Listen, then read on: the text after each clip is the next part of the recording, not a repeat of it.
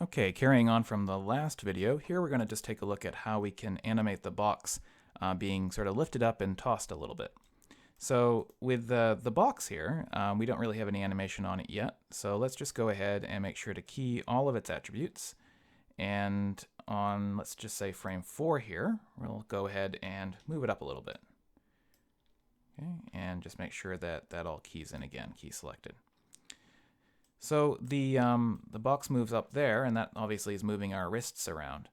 Now, if we take a look at these wrists real quick, one of the things that we'll see is that there is no animation actually keyed on these. And that's going to be a really important thing to do here in order to get a control that we actually need. There's going to be a control that pops in down here once we add animation to an object that has a parent constraint attached to it. So let's just go ahead and grab everything there and key selected. Notice how now we get this option down here called Blend Parent. We'll do the same thing here. Now, Blend Parent is going to be very important to us because that's going to be the way that we can turn on and off the influence of our parent constraints. So here at frame 4, where we have the box in the air, we don't actually have any movement happening with those wrists. Now, if we want to turn Blend Parent back on both of these wrists, so set its value to 1. Let's just see what happens then. There we go. So Blend Parent at 1 means that the wrist's position is being fully influenced by the control object, and at 0 means that it's not getting any influence from it. So that's all well and good. Now, what's going to happen here is, since I have the box up in the air, and I've created a key there for that, let's go ahead and also key in our next frame, which would be maybe there's a little bit of a toss. So we have to kind of imagine that Pete here has gone ahead and he's picked up the box a little bit, but he's picked it up from the top, and it proved to be a bit heavier than he expected. So he does that little bit of a flip, a little bit of a toss in midair to move the box up, and then maybe he can get his hands down a little bit lower. So we'll just say right here is probably where the box was picked up. And frame 5, there's just a little bit of a toss here. And in order for the box to move without the hands being attached to it, then we do need to animate that Blend Parent control. So just make sure I key everything in here first. All right, so here at frame 4, frame 3, frame 4, so frame 4 is where we're going to definitely have the hands still touching the box. So we'll make sure to key Blend Parent there on both of these. In fact, I'm just going to make sure that we set a key on everything on both of those. Try to be very diligent about that. There we go. And at frame 5 now, notice, by the way, one thing here that's really probably important to point out is that even though I have my Pete character set created and I have my IK wrist created or selected, it's not showing up as a red tick down here. And that just means that when I created the character set, I didn't have the IK hands turned on, and therefore I didn't get any of the controls associated with the IK included as part of that character set. So this is a little bit of a divergence here, but I'm just going to go ahead and select all of the IK related controls here, like the wrists and the pole vectors, and just come into the animation menu set, key, and we're going to look for add to character set. So that's just going to add it into our Pete character set, which is the currently selected one. So now when I have this selected here, you'll see that we get a little tick down here in the timeline. All right, so frame 5, we have the box in midair. Right, actually frame 4 is in midair, frame 5 is a little bit higher, and this is where we want to turn off our Blend Parent. So we're going to set that to 0. And we're going to set this one to 0. All right, and notice how the hands kind of pop back down to whatever the previous frame was. Now in this case, because I had set a key on their position, which was inherited from the box's position on the previous frame, it's locked into whatever that previous position was. Right? Sometimes if you don't key that, they might still be left way down at the starting point. So I just wanted to see, usually that's the case. So you might end up having to just move the hands quite a bit to make up the difference. But that's okay. You just have to move them to wherever you think is probably a good place for them. So I might rotate them out a little bit, move them away a little bit, and maybe push them down slightly just so, this is just before they grab the box again, right? They might even have moved up a little bit actually because they sort of tossed the box upward. He's got his hand off the box there. Not too far off, of course, but just a little bit. Moves that hand up, rotates it out, pulls it out a bit. I won't worry about the fingers for now. And we'll go in and we'll just make sure to key everything on these two hands. Make sure that it's all keyed. All right. Key selected. Good. And now let's just take ourselves over to frame 6 here. And the box is probably, popped back down just a little bit. Falls through the air. And so just a little bit of an offset there, just so we can see that there's a bit of a difference. And now we want the hands to come in and to grab onto the box again. So in this case here, if I turn my blend parent back on, they're going to snap back to wherever the original position was, which is not where I want them to go, of course, because that's not going to be very useful to us. So we could try a couple things. Let us try putting the hands wherever we think they should be on this frame, and we'll move that down here. In fact, we'll make sure to key in all this, right? And just say that they should be a little bit lower, kind of touching the box. Got the thumb intersecting there, but that's okay. I suppose I can rotate that up a little bit. Something like that. Just rotate the whole wrist in a little bit more so it looks a bit better. There we go. Close enough. We can worry about details later on.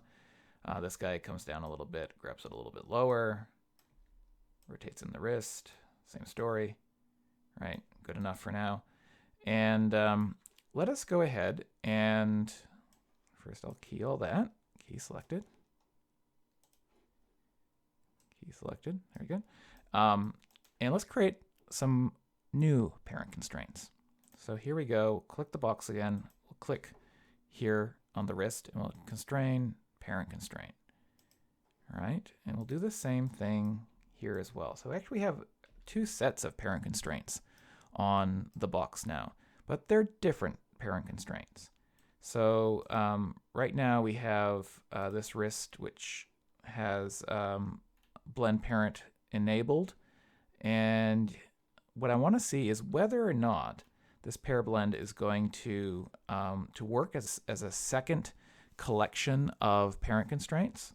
So for instance, if I grab the box and I start moving it around now, oops, it's not actually working that way. So that's not necessarily going to be the solution. Let's just see. Let's see if there's anything that we can do. We have blend parent is set to off.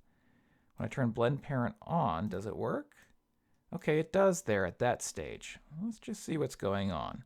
It's important to do some tests here. So let's turn blend parent on here as well. Very good. So it's moving around again. But what happens at like frames 3 and 4 and 5? Right, so we've sort of starting to override our original parent constraint here. So that's not necessarily what we want to do. Okay, so let's step back from that, undo quite a bit so we get rid of those parent constraints. So we don't necessarily want to double constrain. It would be possible, for instance, to do this if we had another control on top of our wrist control that could inherit some of that parent constraining. And so if I'm just trying to make sure that I step back far enough here that I get rid of it. That's where I was still rotating the wrist. If I look at this wrist control, for instance, and I go into the outliner, click on that, that's the actual curve. If I were to just go ahead and group that, it's only read-only parents can't be grouped, so it's not going to let me do that apparently. And that's probably because of the way that I have this in the scene. Just give me 1 second here to take a quick look. I'm kind of doing this off the seat of my pants at the moment to see what's going to work. So we'll go into our reference editor. Pete is currently referenced in here, but I can, if I want to, break this reference. So let's see. It is... I always forget which one of these things it is that I need to do. Import objects from reference, that's it. So we'll just grab our entire reference. We'll grab Pete there. Import objects from reference. That gets rid of the reference and it just kind of drops everything into the scene. All right, so let me just try doing this again. I'm going to grab that wrist control, hit Control G to group. And what that's done now is it's just basically taken the wrist control and it's placed it beneath a group node. And we could just call this our... we could take that same naming that we had here before, copy. We can just put it there and then append GRP at the end of it. And let's see what happens when we try to do that. So I'm going to grab the box and I'm going to grab my my little group here. That's that one right there, because this sits above the actual wrist control in terms of the hierarchy, but it sits below everything else. So let's just see, grab the box, grab the group, and we'll go to constrain parent. All right, so that's moving that around, which is nice. And if I turn off the constraint on here, right? I don't see anything on here yet because I haven't created any animation, but let's just go ahead and say key selected. There we go, we get the blend parent, nice. And if I turn that on, we get the effect of it. So as I move the box around, it goes up and down. If I turn off that, let's just set that down to 0, move the box up and down, and I get nothing. All right, I think this is going to work. So let's do the same thing over here. Grab that guy, Control G to group, grab the same name, copy, paste it here, and append GRP on the end of that. All right, so this one also, let's just see, grab the box, grab the group, create a parent constraint. Constrain, there we are, parent.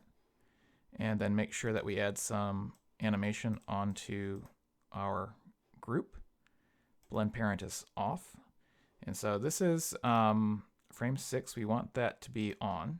Key that on, key selected, same thing over here. And I clicked on the right arm IK, but if I click up, just the up arrow, it will go to that group. So just to show you what I did, here we are in the outliner, just clicked on that, that control. And if I just hit the up arrow, it will go to whatever is just above it in the hierarchy and select that, which is the group that we want. So we want to make sure that this is keyed and that it is on. Now that of course doesn't need to be on before this. So we're just going to turn it off before this. So frame 5, it's going to be off. Make sure that having done that, I want to make sure that I have actually grabbed the group and not just the original control. So there we go, that's it. Same thing here, press up, turn that off. Very good. So what do we get now? So now we have the box being lifted, and now we have the hands coming apart so that it's no longer being affected by the first parent constraint. And now we have the second parent constraint coming in there. And if I just want to prove that it's working, I can take the box, and on this next key, I can just set a keyframe there, and there we go. Right, and so that's one way to do this.